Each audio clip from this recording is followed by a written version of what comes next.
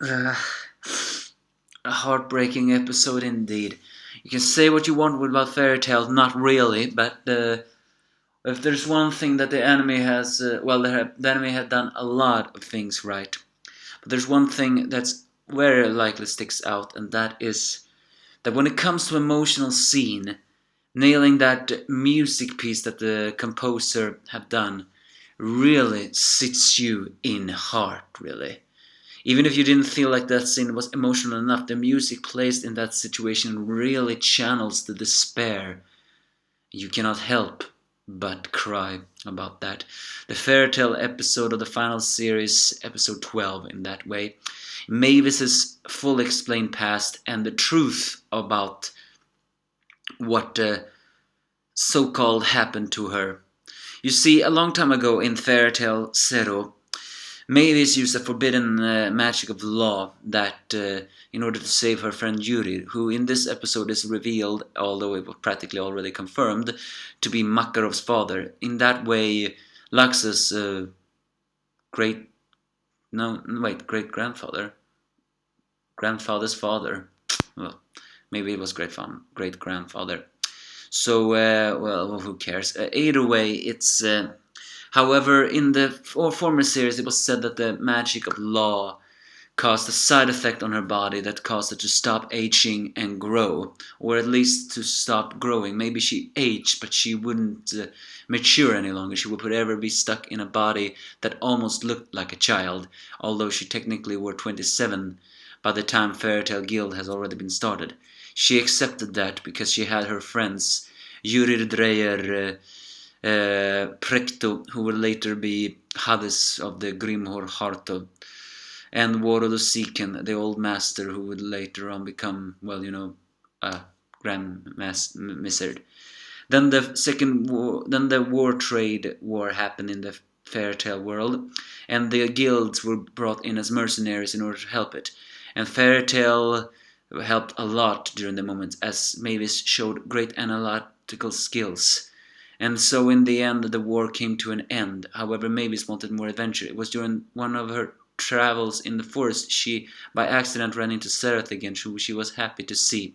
However, Seraph, although happy to see her as well, revealed a shocking truth about her aging, so to speak. Because when he discovered that she hadn't aged a single bit since last time he saw her, he began to feel on her and came to the solution that the doctors were wrong in a way. The spell she used, it didn't stop her aging. Well, it did, but it wasn't the spell it did. No, she got cursed by the god of Anxeram, the same god that cursed Seraph all those years ago, meaning that it's not that she will stop aging, she has completely become immortal, but will also take life the more she precious it. The reason why that hasn't kicked in yet is because of the war. Of course, Mavis did not believe it. Unfortunately, she would be forced to believe it in the most horrifying way possible. When Yuri Dreyer's son was born, and she was the one who named him Makarov, she gently touched the wife who was very weak from childbirth. Unfortunately, that's when the sad music kicked in and the curse of Anxeram unwittingly killed her.